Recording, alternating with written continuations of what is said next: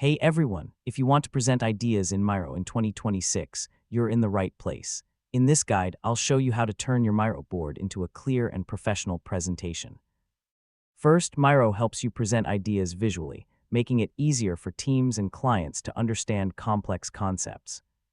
Start by opening Miro and selecting the board you want to use for your presentation. Use frames to structure your ideas. Each frame acts like a slide in your presentation. Place your key ideas, diagrams, and notes inside frames in a logical order. Miro offers presentation and brainstorming templates that can help you start faster. Click on Present Mode to turn your board into a slideshow-style presentation. Use arrow keys or navigation controls to move between frames like slides. You can invite team members to view or interact with your board during the presentation. For better presentations, keep frames simple, use visuals, and avoid overcrowding content.